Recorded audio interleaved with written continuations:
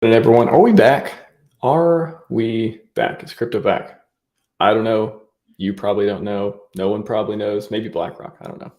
Somebody up there is probably plotting out the best way to get rich, richer, trillionaire. They got that trillionaire energy at least.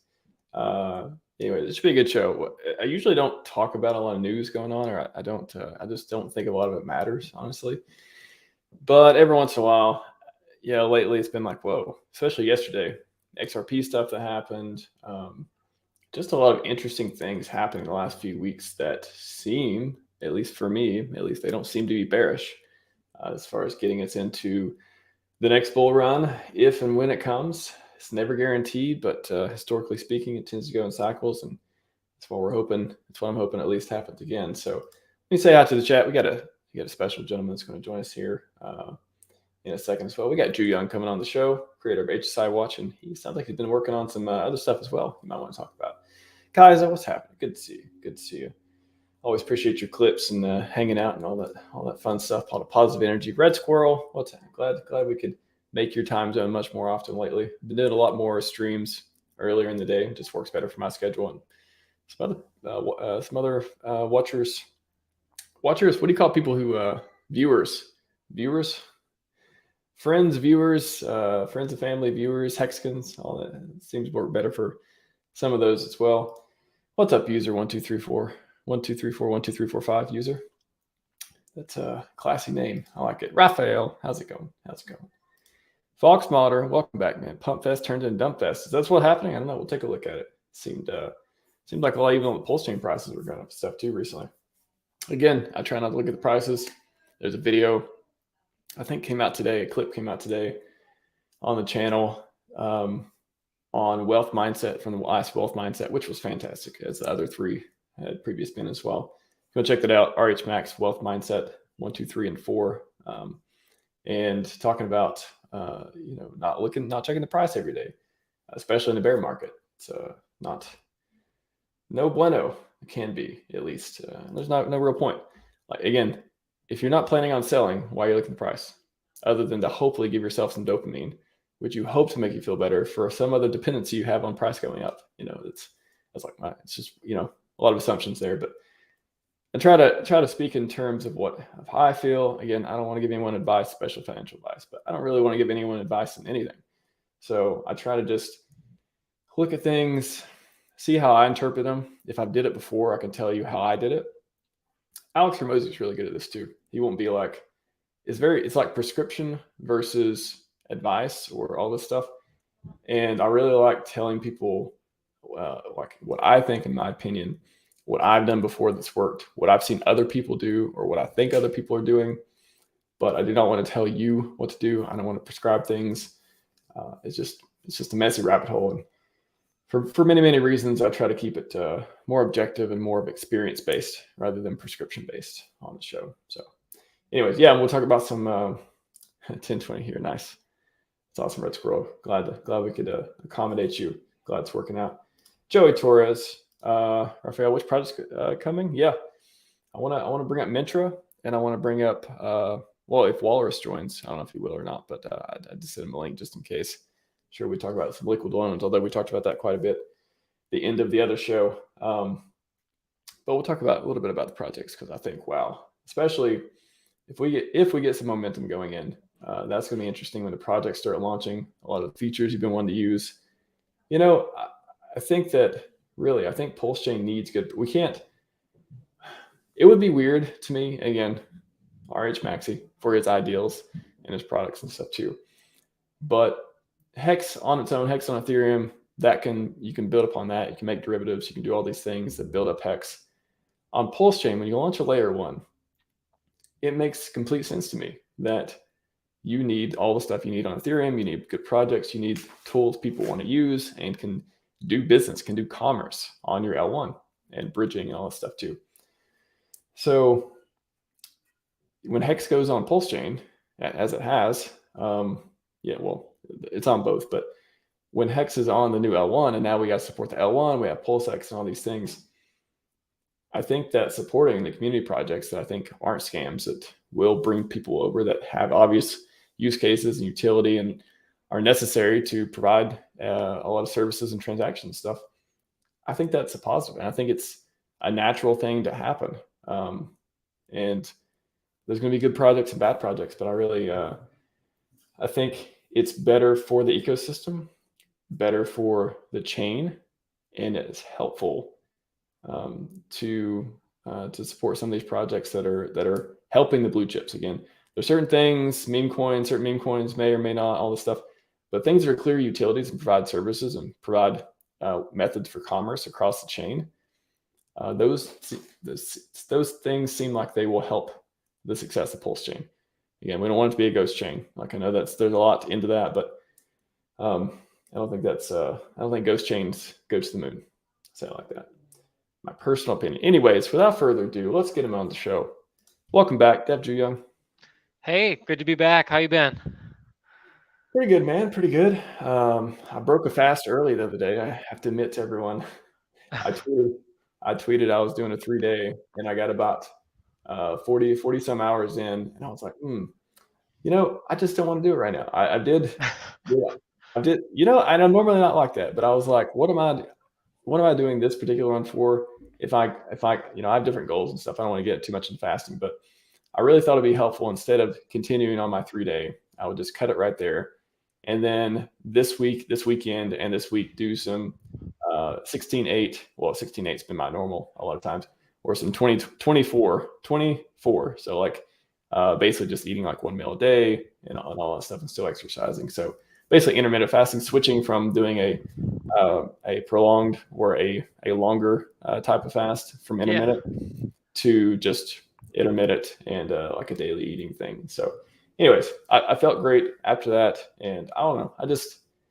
I'm always this person too. When I say I'm going to do something, like, I want to do it. I want to try my best to do it. But sometimes I reevaluate things, and I think it's okay. I think it's healthy to reevaluate and be like, what am I doing it for? Am I doing it just to hit this milestone, this arbitrary thing I just made up, or am I doing it because this is going to help me in some way, or make me feel good in some way, or be a challenge that I need to do? So I don't reevaluate it often, but I did this time. So anyways, well, I've been inadvertently intermittent fasting my whole life, because I'm not big into breakfast. So I just been missing out like 1 meal a day almost every day of my life. But dude, that's great. Yeah, there was a time I did keto like 3 months, and I lost like 30 pounds. Some of that intermittent fasting and things like that, it just it works wonders. Lost 30 pounds, never gained it back, and just feeling healthier than I ever have before. That's awesome, man. Yeah, some people can't go without dinner. I'm like, all right, you can skip breakfast or lunch or something, and then, but for me, skipping dinner is the easiest, because if I eat my secret is I'll eat a late lunch. I'll eat like 1, 2, 3, 4 o'clock, somewhere in there, and then I just won't. I'll get busy, I'll do stuff, and I go to bed pretty early too. So for me, it's just this easy way to get in an extra 8 or 10 hours of fasting, and then when I wake up, I either eat breakfast or I don't. I either eat breakfast, or I just drink coffee, and then I just wait a while, depending if I'm doing 16-8 or 24 or stuff like that. So there's different ways to make it easier on yourself. For me, I just found out skipping dinner, which is I rarely eat dinner, which is funny to even say that, but like I rarely eat dinner these days. I love breakfast, but I've been skipping it too sometimes. But I've been skipping dinner, which has been That's fun. interesting. I'm like the complete opposite. A lot of people can't skip dinner. It's everyone has their personal like preference of what they need and what makes them feel good and stuff. And for me, I just don't need dinner. If you don't need dinner, then you can get extra boost there with it. Or breakfast, it's kind of the same thing. I love breakfast food. Breakfast food is one of my favorite too. So anyways, I actually forgot something. I will be right back. You want to talk to the chat real quick? And how about this, Raphael? Which project's coming? You want to talk to chat? I'll be right back. Sure. Yeah, I mean, obviously, one of the big ones I'm working on right now for Hex is Hex Scout. So hopefully, I was talking to. There's still a few bugs to iron out and things like that. I'm just working on fixing, but hopefully that'll be out here in the next week or two. Mintra IO is another big one that I know a lot of people have been waiting for. And again, that was I had the privilege of working with one of the devs that was helping out on Mintra IO to help bring in some of the Hedron related data. So I'm excited. I'm looking forward to that one. I've seen their website and it's absolutely gorgeous. So if you haven't checked it out, I don't personally do NFTs, but it's just one of the big projects that I'm keeping an eye out. But yeah, how is everybody doing? Are there any questions for me while we wait for RHMax?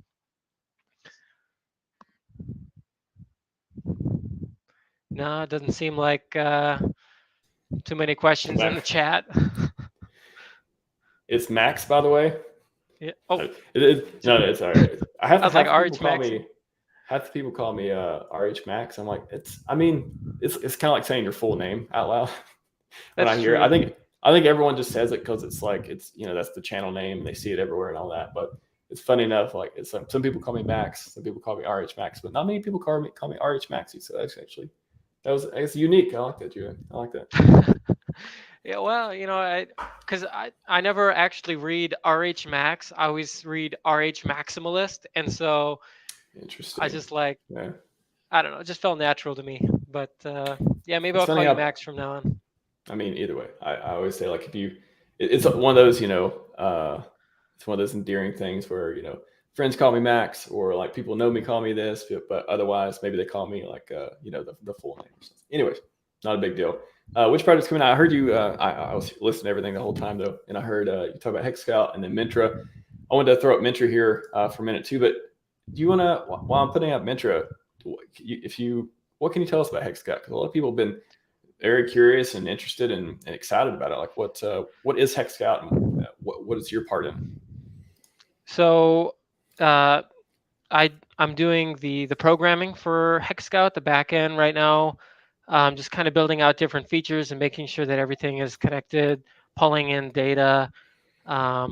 Basically, Hex Scout, it isn't Staker app, but what it is, it's an excellent tool that's sort of like, I guess you could kind of compare it to Staker app, where you can track your Hex portfolio. It brings in your native Hex stakes. It brings in your HSI encapsulated stakes. It brings in, it shows you how many T shares you have for all of your Hex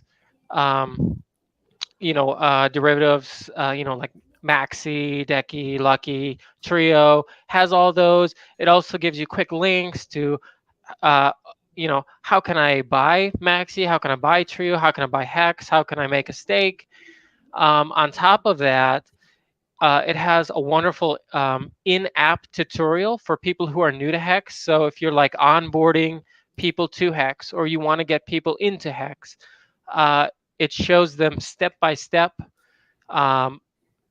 How do I, put money on the blockchain? How do I, from Ethereum, how can I get into PulseChain? How can I buy Hex? How can I stake my Hex? And it has a very beautiful interface that's integrated with it that lets users then stake Hex via the app. It's just it's a great tool, and it's something that I feel has been very overdue for the Hex community, and I really appreciate the team that put it together, and it's a great opportunity that they even allowed me to come in and help out programming the app. So it's something that I'm very proud of, something I'm very excited about, and once we go live, hopefully again in like a week or two, I think we're just ironing out a couple last bugs. I'm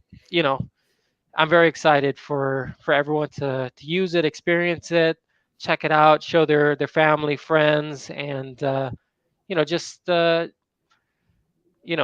it. It really is. They put a lot of work into it. Very cool. Yeah, I love all the new tools and utilities and apps and stuff. We got more options for Hexkins and to figure stuff out and just get access to information that's kind of just a lot of times scattered everywhere. I think that's what GoPulse has been aggregating and putting together too is just, I know we have a few sites, we got Fatty in different places to check your portfolio and check on the prices and things like that. But it's Yep, nice to and have options. I would say that one of the big things that differentiates this from Fatty or this or that or even Go Pulse is, yeah, I mean, Go Pulse is great. I'm not a fan of Fatty, but they've got some good features on there as well. Same with HSI Watch. It's like these portfolio trackers, but what they don't do a good job of is teaching you something new, how to do something. These are things that we already know how to do and we kind of take for granted. And it's like, okay, we're familiar with the blockchain. We know how to do this. We know how to do that. The regular users don't, who aren't familiar with the crypto markets as we are, don't like, they go in here and they'll be like, what is a whale? What is whale watch? What is, what's a hex stake? How do I stake hex? It's like there's not a lot of information out there without people doing a lot of research. And what I really think Hex Scout does wonderfully is bring all of that information into a nice, easy tutorial and package for users who aren't even familiar with crypto. It's like, okay, this is, it walks them step by step. Like, yeah, okay, if you do this, you can get into crypto. You do this, you can start staking your hex. What is hex? It gives you visualizations. Like if I were to stake a year or two out, how much yield can I expect to earn? And it gives you all of these wonderful stats that I haven't seen any other tool provide. And yeah, I'm really excited for people to actually get in there and start using it because it is an amazing tool. For sure, super excited to just get these new tools and all the projects launching this year too. That I want to bring up. One sec. Let me just change this description real quick. I wanted to bring up Mintra as well. And if people don't know, the testnet site is live. Actually I retweeted Geraldo recently about this, and I had Geraldo on the show talking about it a few months ago. Maybe you'll come back again sometime too. But this has been. Have you got a chance to play with any of this or any of the Mintra stuff yet? So I checked out their main Mintra website before they had brought this up on testnet, and then I did check out this testnet website probably last week. I didn't dabble in any of the NFTs, but like you mentioned earlier, it's important for these other communities to have a place to transact and use and engage with PulseChain. And although I don't use NFTs myself, I think it's great that a new project is coming online, something that's overdue and something that we've been anticipating and excited for, something, like Mintra, where people can trade, mint, and I think it's a wonderful project. Yeah, I really don't do much. Only NFT stuff I do is Watsa NFTs. That's the only thing I'm really interested in. But I acknowledge, like I said at the beginning, my opening statements of the stream, these projects that are on PulseChain, it's the ghost chain thing is we don't, if you want PulseChain to go to the moon, people need to have a reason to come here and use it other than just Hex. I mean, we love Hex. We know a lot of people are going to be there because of that, and that's going to bring plenty of people. But imagine if we have NFT and we have the loans protocols, and we have all the different staking and banks and commerce and all that stuff, and especially if it looks like this is, I mean, again, I don't even care about NFTs, but this looks awesome. So the interface and everything else, just bringing people into these projects where they can use PulseChain. They can. So for me, like when PulseChain came out, I rarely ever use Ethereum. Like only able to either bridge stuff over. Like I just, I don't even want to look at the fees anymore. I don't even want to I want to do as little as possible on Ethereum. And my wallet's literally been set to PulseChain forever. Any kind of stuff I do, and it's weird to switch back over.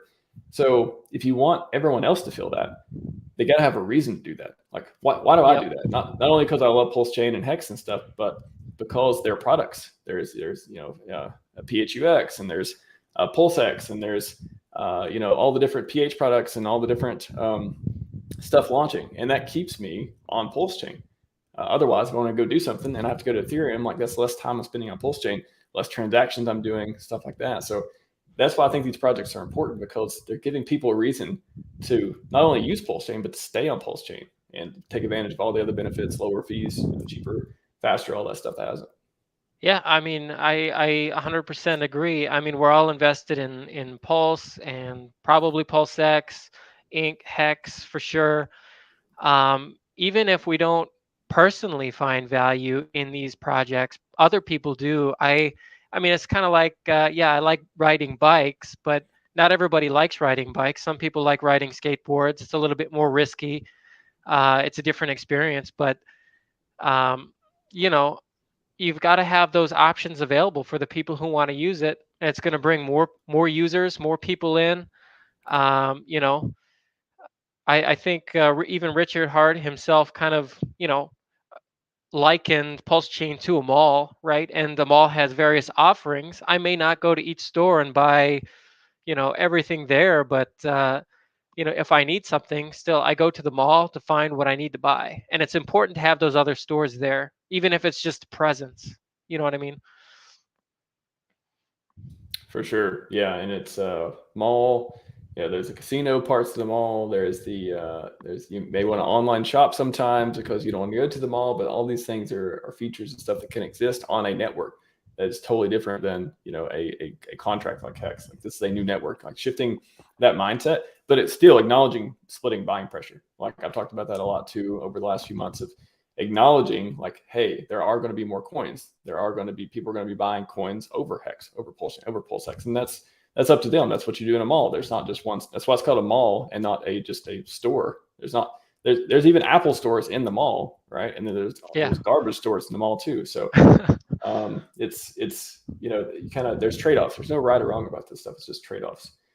But I wanted to also, let's see, you got a question from Paul on Hex Scout. Yeah, you want to speak to this one? Icosa staking or Hedron staking as well. So right now we're finishing up integrating HSIs and pooled stakes. So the perpetuals, Maxi Trio, Decky, Lucky. So when a user goes in there and they go to make a stake, they'll be able to choose what kind of stake that they want to make. And then again, it lists some of the pros and cons and the different, so that people can make an informed decision of which one they want to use. The goal would be, and I can't make any promises, but I've been talking to the people who are in charge of Hex Scout, and they're very supportive of Icosa and Hedron. And I believe after version 1 is launched, that's one of the features that they were planning on looking into integrating into Hex Scout. So very hexagon economy friendly, very supportive of the Richard Hart community, and the Hex perpetuals and derivatives. So I would say most likely yes, but probably not from version 1. Gotcha. 2 more weeks. Yeah. So I want to talk a little bit about the macros. I don't know how much you've been paying attention to it, but yesterday seemed like an interesting day, even the day before, talking about the XRP judgment. Judge rules sales of XRP are not an investment contract. I think that was to the public. Institutions may have been different or something, but to the public, that seemed like a big positive, big win for them, and for crypto, perhaps in a lot of ways. TBD, there may be more stuff coming in that direction, but it seems like a sigh of relief for a moment at least. The Bitcoin spot ETF in Europe, apparently that's launching this month, that seems very fast. Seems like the Europeans have noticed that highest appreciating asset class in the world. They want to be a part of that sooner rather than later, even sooner than us, it sounds like. And then I guess the negative side of the LBRY, I haven't looked much into the LBRY for a while, but I know a few months ago or so, they were like, well, we lost, kind of closing up shop type of thing, it sounded like. And then maybe this is like another, some kind of judge did something else and provides, or didn't provide a lot of clarity. So that wasn't such a win. But then our Celsius guy, didn't Do Kwon get arrested the other day too or something? They're like bagging these guys who were part of the things that seem to be back for crypto. felt like Doquan was the other Yeah, day. I mean, last I heard, I think they said he was hiding out in Singapore or something. I don't know. I haven't. I've been so busy programming. I've been doing like 16-hour days. Um, Hex Scout. I've got a different project that I'm really focusing on right now that I really won't go into uh, any details right now, but just between that and Hex Scout, it's been just eating up my time. I haven't even been able to get on Twitter to see any updates other than really what Richard Hart has tweeted out. I just go on there to hear what he has to say, see if there's any updates, like, retweet, and then kind of interact with the community between my 16-hour work days. I'm just exhausted.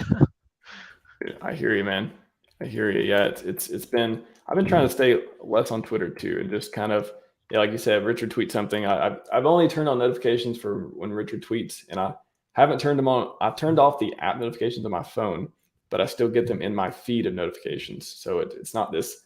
I like the quote from the ball. Notifications are just alarm clocks someone else is setting for you. Yeah. I'm like, I took that to heart. I'm like, yeah, I turn off most notifications on my phone, but but I still, when I choose to go look at the feed of what's going on, it's there and available.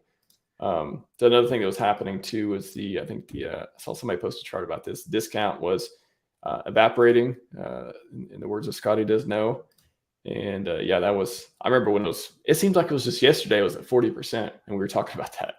And we were like, oh my gosh, 40% went down to 44%. And now 25% in just a month or so, which was very interesting. Bitcoin halving coming up. I think that's April or May 2024. It's closer than it feels, I think. CPI decreasing. That there's been there's different stuff on that. The Fed talking about that as well. HEXScout documentaries coming out. I'm not even going to be in town for it either. I'm going to be somewhere completely different where they're not even showing it. I know they it's already booked where I am, so I'm just I just gotta wait for reviews or for it to come on streaming or for an empty theater. So I wonder how long people are going to wait, because I know they tweeted that not all the places were sold out. Some of them were booked on Friday versus Saturday. And I wonder if people are kind of waiting. Okay, let's let the people get in, and then someone's just going to come off and just like buy up all the tickets, and just so we can say we sold out every single city. I just have this inkling that's going to happen. I don't know. I don't tell anyone to do that, but I have this inkling that the statement, the bragging rights afterwards. I don't know. Richard is humble Richard now, but I feel like I could see him tweeting, sold out every city, highest stakes. They had to make new. They had to release it. They had to keep it going for the next weekend or something. So I kind of feel like it's the perfect storm, right? So XRP sentiment for crypto across the board is kind of positive, right? Because didn't they say like XRP is not considered a security, right? So people are getting a little bit more confident. Bitcoin halving is coming up. The highest of stakes is coming out next month. Hex Scout, which again is an excellent hex onboarding tool, hopefully coming out here in the next week or two. Um, you know, I think you had KG on here, but doesn't internet Money. yeah, internet money, don't they burn hex as well as part of their swaps? I think so. That sounds like one of the tokenomics. Yeah, and so I just feel like there's a lot of things related to like hex and PulseChain all kind of happening at once. And by the time the documentary is out, then we'll also have onboarding tool launched. People will be able to easily find out, oh, hey, I just saw this documentary. How do I get into it? It's definitely going to help if there's already some sort of an onboarding tool and tutorial, not just YouTube, because there's already plenty of YouTube tutorials.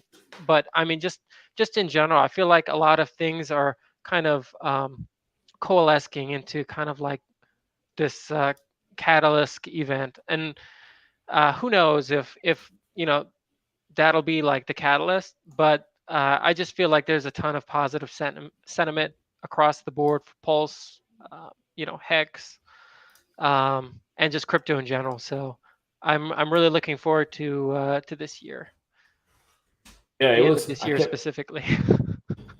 Yeah, Yeah. I kept going back and forth. I remember at the beginning of the year, I was like, "Oh, it's probably going to be sideways here." Just thinking to myself, and then PulseChain launched. I'm like, "Whoa, okay, are we going to get that mini bull run? Like, what's happening there?" And then the last few weeks have just been like, "Oh, there's this, and there's that, there's bug, there's price go down, there's we saw INC, the incredible incentive token go from $80 back down, and then things go under sack and stay there and all that stuff, and then if it, all the drama that fortunately I don't see much of, knock on wood. And then all of a sudden, a couple days ago, we're like, hey, there's this crypto stuff, BlackRock's happening, and XRP, and all these things. Now it just feels, I don't know. Like I keep trying to be like, oh, is it? I don't like to get too excited. I don't like to be excited for green candles. So I don't get depressed during red candles. That's not that kind of way of putting it.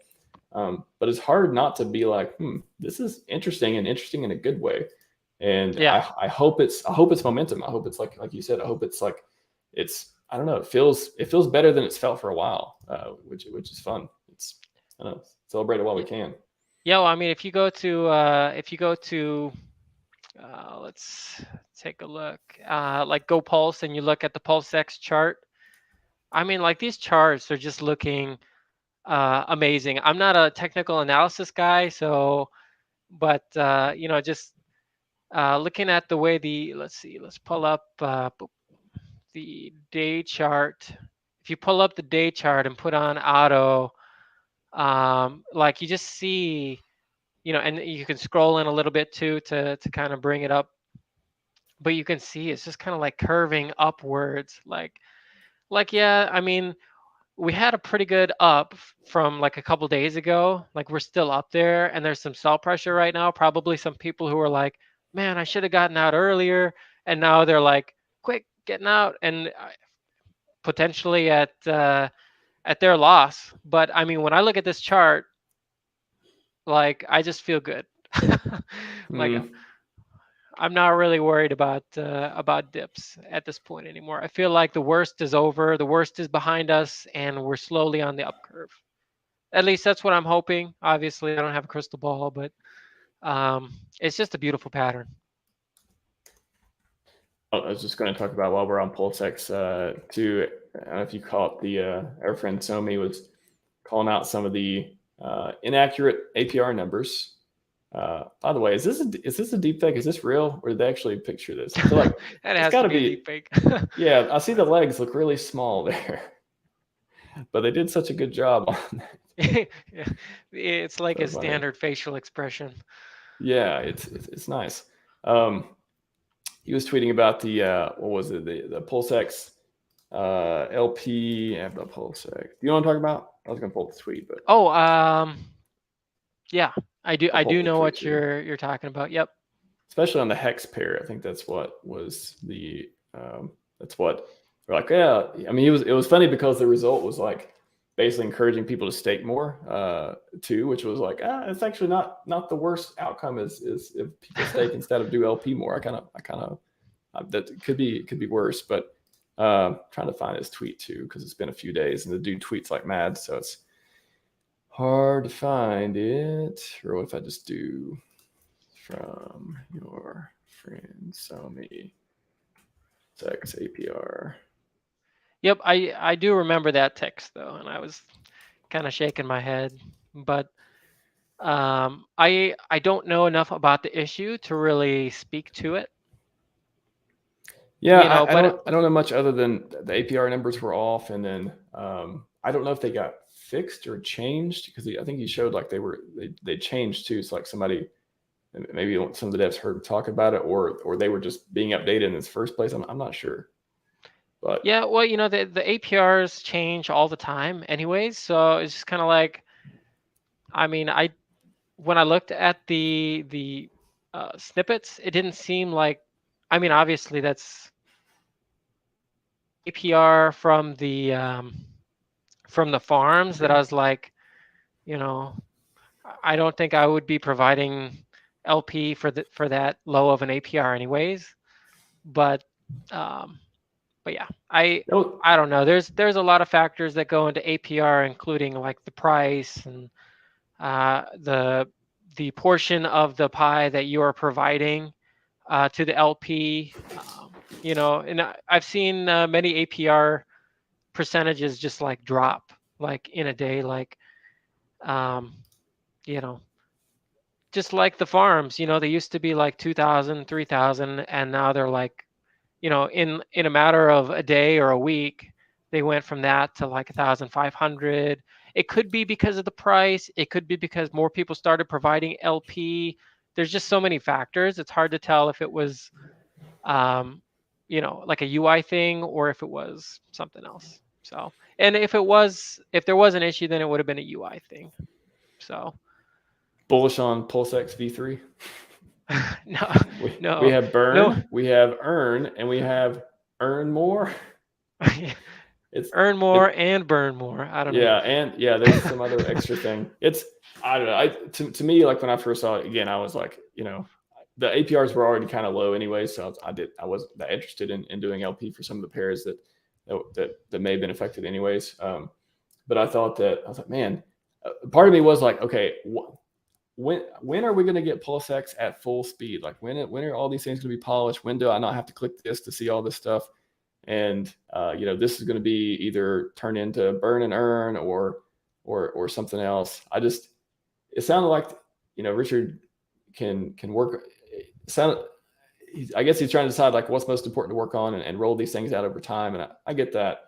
I'm just thinking, part of me is like, okay, this is being early. You're early, so changes are going to happen. Not everything's going to be super accurate. All that stuff. I'm fine with that part. Yeah. But I'm also thinking about man, in like August or September, October, like sometime, are we just going to look at PulseX and be like, whoa, this is perfection. This is like everything just works properly and everything makes sense and there's notes and all the numbers look good and nobody's talking about that. Because I think a lot of new people, when they come on here and they hear like, oh, these numbers are off, or even the validator stuff, you know, it says 20%, but like, you know, a lot of people are measuring less than that. It's hard. It's just, I think it makes onboarding a little harder because, you know, me and you were like, yeah, it's fine. We're new. We're in this thing no matter what, whatever. Even if I don't even think I've even lost money through any of this stuff. But if I did, I'd just be like, yeah, whatever. I think I'm going to make 100 times more of that. So I don't really care.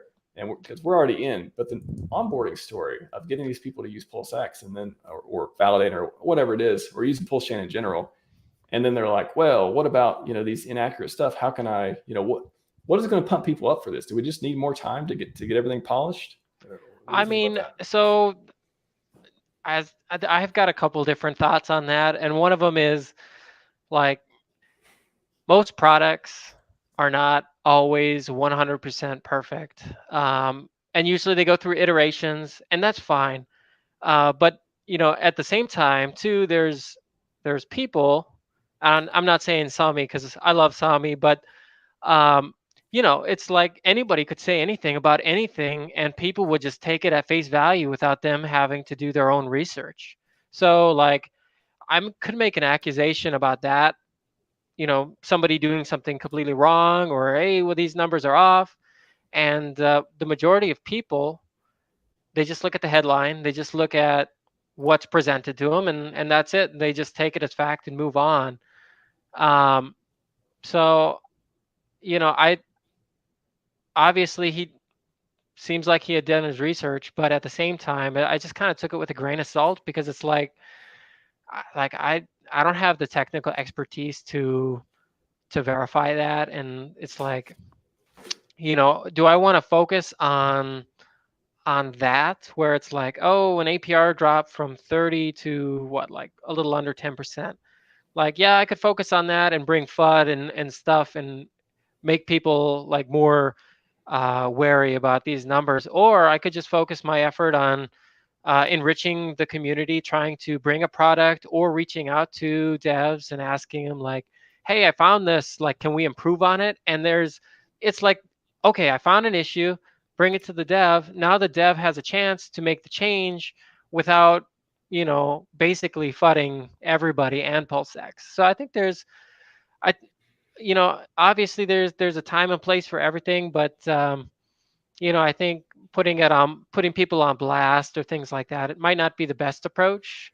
Either way, when I saw the tweet, I was just kind of like, okay. And I just kind of went about my day because I've got so much stuff that I'm already working on.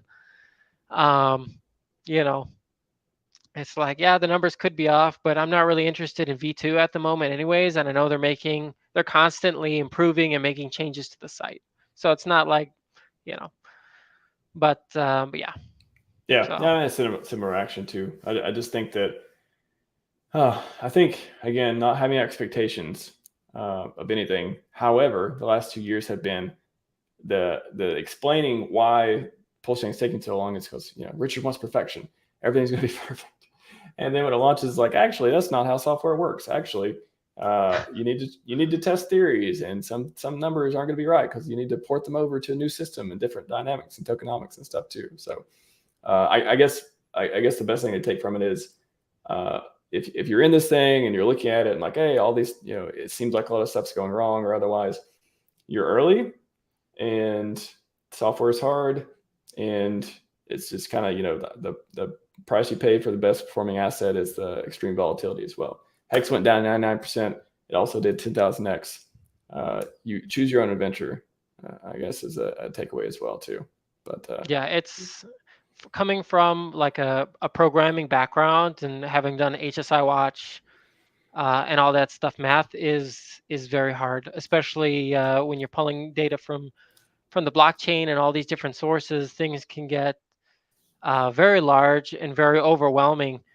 Honestly, I love the way that PulseX, the interface, is set up, and the info tab. I don't use it very often, other than to see like what pools are associated with the token, or like where the liquidity. Just because I'm like curious about what's going on. But I haven't really looked too much at the APR outside of the farms. you like But that yeah, ink? I mean, You like that ink, don't you? oh yeah, no, I mean it's ink has just been it's been a blessing. You know, been going strong for 2 months, almost 2 months now. So Ink strong, yeah. The APRs, the ink price, everything. I remember when we first started talking about it, maybe 4 or 5 weeks ago. It was like, my introduction was like, I was looking around like, anyone else seeing this? Anyone else seeing this incredible yield right now? Like incredible stuff going on, and then nobody really, was paying attention. And then more and more people started learning. Oh, this is cool. You can farm, you can earn this. Started learning more about permanent loss. Started either accepting or declining the risk, participating or not. And then, prices went down, but you're still earning. If you're participating in the farms, you're still earning ink. It's just the ink isn't worth as much. The APR is not as high, stuff like that. And the numbers, but I've talked about before about the bridge, looking at the bridge numbers and just kind of looking at that as another way to see the health or the, people start buying or bridging in a ton of stable coins versus, bridging them out to Ethereum. Different ways to look at the ecosystem to measure it. But I think ink and the liquidity bonding and all that stuff has just been, it's been very cool to see so early. So, and it's just, again, we're just this flash. We're just this snapshot in time. This is 2 months in, 60 days, whatever it's been, 2 months into this brand new network. A lot of things are supposed to be getting figured out. A lot of things are unclear. There's a lot of things that a year from now, 6 months from now, people aren't even going to remember. Even Sami talked about in the videos too. Is like people, bugs or miscalculations or issues or whatever's going on now. yeah, Especially when we get into if and when we get into the bull run, nobody cares. Nobody cares about that. Like they're looking at, hey, this is a new thing that's designed to win and all this stuff, and that's what they're interested in. So I think that's another thing too. Is important. Just zoom out and be like, yeah, do you want it to happen? Yeah, probably not. But if it happens, does anyone care a few months from now? Probably not too. But I wanted to pivot, get into one of the final topics before we wrap the stream. A great stream. Appreciate everyone coming and joining us, and some good comments. Well, get your questions in because we'll be wrapping up here in a few minutes. But I posted this poll and just listed a few projects that I've been interested in here too. Are there stuff, I know I've been learning a lot more about Tetra the last few months. Mintra's finally on testnet. Liquid Loans on testnet. Power City, I'm not sure if they're on testnet, but they have PulseX swap. It's up, and that's one of the products that they've been letting people use and stuff.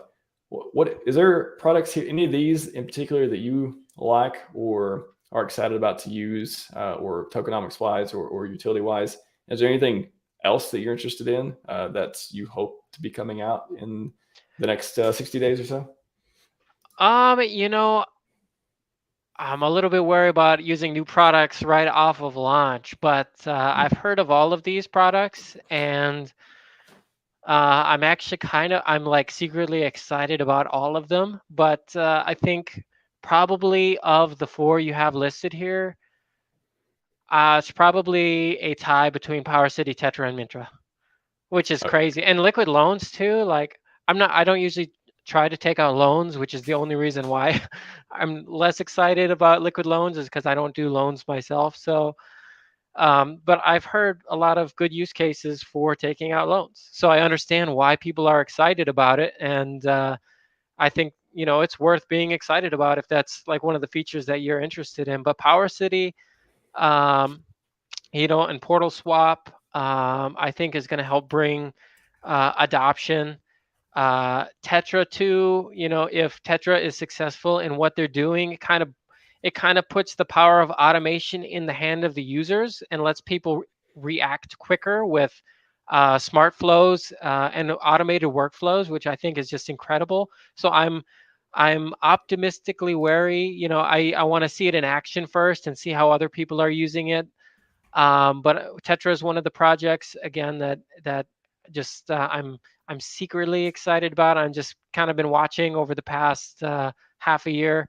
Mintra, and again, Mintra is one that I'm excited about, not because I use NFTs, but because I know that they also support Hedron and the Hex perpetuals, so that like the NFT token, the tokenized HSIs.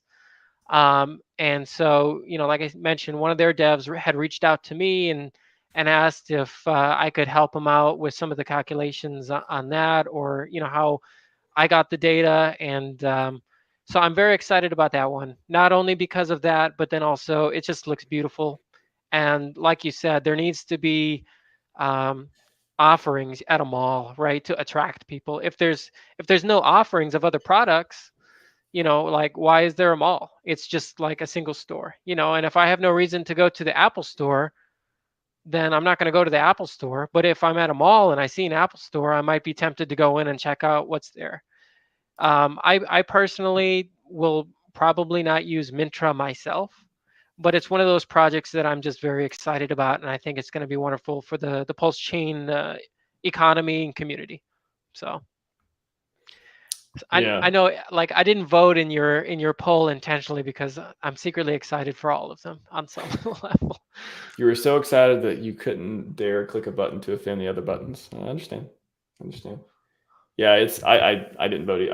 I asked the chat which one they wanted me to vote for, because it's just a streaming Twitter account, and I don't want to vote myself because I feel like that would, the integrity of the poll and all that. But chat won one click, and they UFO won it. I clicked liquid loans. Yeah, Power City, a lot of people. So this is 800. I always like taking this, especially when I have a poll where there's like 1,000 or more people, or around 1,000, because I had a poll for how much were people making on the farms a few weeks ago, and like almost 1,500 people answered that poll, and a lot of them said it was like $10. I forget. I think the most popular answer was under $10, but then there's a lot of answers that were like over $50 or $30 and stuff. And I was like, well, again, I'm looking around. Is anybody doing this? Apparently there are people doing it. It's a very popular poll.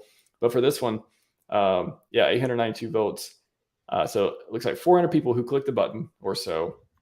Liquid loans, they think, again, moons first. This is not what you're most excited about, any of that, but the tokenomics, talking about the tokenomics and the platform use, and a lot of that factors into whether people use it, buy it, need it, and stake it, all that stuff. Liquid loans, 400 some people there, and then a few hundred people with Power City. Looks like maybe 100 or so for Tetra, and then Mintra got a couple hundred over there too. So that's what I like about polls. You can, especially if a lot of people participate, you can kind of see.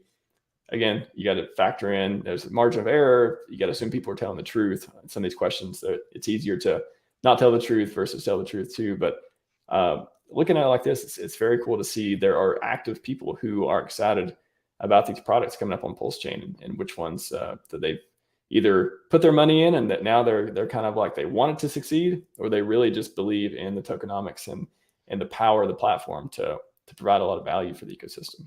So. And I know you didn't list it there, but 0x Coast, I know they were having some trouble with their partner that they were working with, but I saw them put out a tweet about an on-ramp, like who's ready for an on-ramp or something. I don't know. It's just one of those projects too that I'm just very excited about, because I have been waiting for a long time for like an on-ramp where I can just bypass Kraken or Coinbase or any of these other middlemen and just go straight to PulseChain without having to go to Ethereum.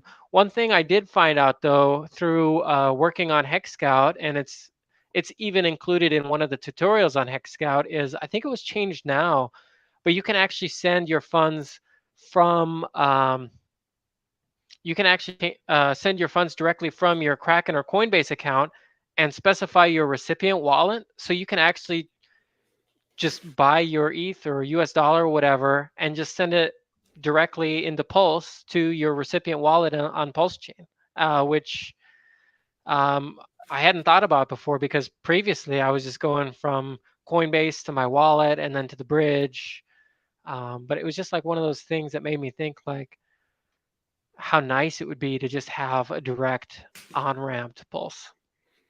Yeah, I know they were just with Coast. They were having some trouble out of the partner. That was one of the, was it Prime Trust or something? A lot of different companies were using them, and unfortunately, I felt bad for them too. It's like they launched, everything was fine, and then all of a sudden, all that stuff happened, and a lot of different people using them that were clients of them. Just that's the place where the money gets exchanged and custodial wise, and I don't know all the details, but that was the primary way for the partner they needed to, a lot of people needed to get their stuff to work. So hopefully they find another one and they're able to get the stablecoin to launch, because they hadn't launched that yet, but they launched the platform where it could do the different deposits and stuff. But then next, I think, was launching the stablecoin, and yeah, definitely having that on PulseChain will be great, because right now a lot of the value comes from what's bridged over. Right, a lot of stable coins bridged over. But if we have native value on PulseChain, like that's just good to have a different, good to add to the value of the network, and also just make things much more seamless and not having to rely on Ethereum as much, and help some of these projects grow where they get backed by so much more money and things like that. Oh yeah, I mean interoperability of blockchains is important, but also having like that, like direct legacy finance to PulseChain, I think is going to be huge. Yep. Shout out to Coast. Hopefully they are able to get back and running, and Pulseans, Pulsicans, Hexicans, Inkanites, PulseX the modifier, PulseX the fire. What was the one for that? There's like this PulseX, something to do with fire and like locomotion or engines or something like that too. I don't know. Anyways, that's all we got for everyone. Juyoung, what do you want to take us out on? What are you looking forward to this weekend or week coming? Programming all day. Woo! But seriously, I'm working my butt off. I want to make sure that all these, well, it's not like all these, the 2 projects that I am working on, I really want to get them wrapped up as soon as possible. I think it's going to be great. I think Hex Scout is going to be great. The other project I'm working on, I think, is going to be great. I just, in general, sentiment is positive, and I hope we can take those positive vibes into the weekend and just, just go into the weekend with positive vibes, and I don't know, just enjoy life, because I mean, crypto is great, and I think that PulseChain is going to do very, very well this next year. No reason to rush it, just enjoy your families, enjoy the time and that we have together, and yeah, let's just succeed together. That's really all it is, just enjoy life. That's why we've got it, right? Yeah, it's nice outside. It's summertime, so I've definitely been making a lot more plans, and again, I'm not going to be around the highest stakes weekend, which is also the Hex meetup in Austin, I believe as well. Optimus, a couple things, but also doing some local events here, and should be great. Should be a great summer. Again, yes, more to life than crypto. So if you don't like looking at the prices and charts and stuff, you don't have to have the app on your phone. And if it's sunny where you are, you can take a nature walk or go work on other projects to they give you fulfillment. Plenty of ways to do that too. So everyone, that's all we got for you. Juyoung, always nice to have you, man. People can hang out with you on Twitter at DevJuyoung. Is that right? Yep. And then HSIWatch.com, and also working on Hex Scout. So excited for that. Excited to see what comes of that. With you. Is it going to be desktop too, or app only? So it's actually a web. It's a web app, so it'll be on the web, but it'll also be. I believe the first launch will be just the website, the web app, and then that'll be later compiled into a Android app and a Apple app. So it'll be kind of like Staker in that regard. For a while there was people asking me like, when is we need an app, or is HSI Watch going to be an app? And I think Hex Scout hits the nail on the head of what those people were asking for specifically. So I'm really excited. Very cool. Very cool. Well, we are excited to see it and all the cool projects coming out and fun stuff this year. All right, everyone. Scivive 5555. We are out.